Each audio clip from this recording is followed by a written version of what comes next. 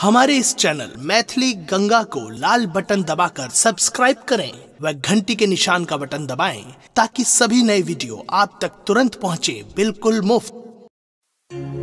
जाई छी जंगल में मैया सा विनती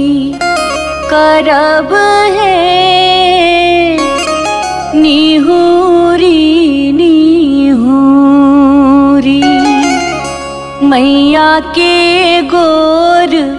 लागब है जाई छी जंगल में।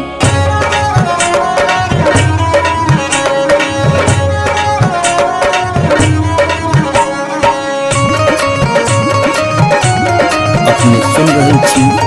गंगा प्रसिद्ध प्रस्तुति। झिझरी झिझरी खेला चलू झिझरी झिझरी झिझरी खेला चलू झिझरी झिझरी झिझरी खेला चलू झिझरी झिझरी झिझरी खेला चलू झिझरी। कहमा में होई छै मैया गे खीरवा महेरवा हो मैया गे खीरवा महेरवा हो मैया गे कहमा में जाई गमकवा गे मैया सड़क पर झिझिया खेलू हे मैया गे कहाँ में जाई छै गमकवा गे मैया सड़क पर झिझिया खेलू हे। नहीं रे में होई छै मैया गे खीरवा महेरवा हो मैया गे खीरवा महेरवा हो मैया गे सासुरे में जाई छै गमकवा गे मैया सड़क पर झिझिया खेलू हे मैया गे सासुरे में जाई छै गमकवा गे मैया सड़क पर झिझिया खेलू हे।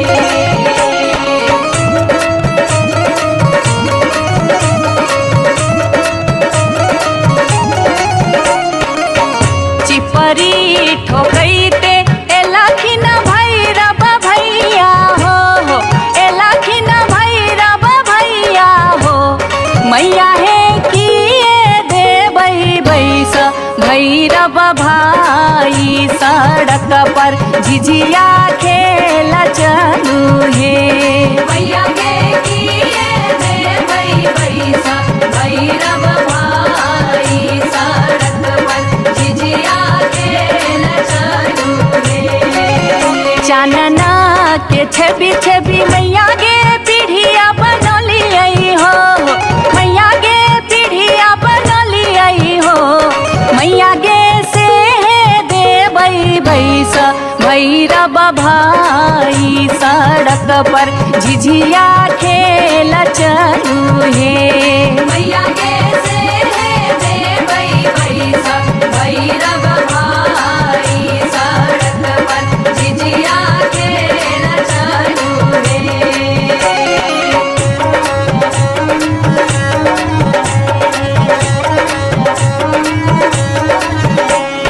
सात बहिनी मैया जी एक गो भैरव भैया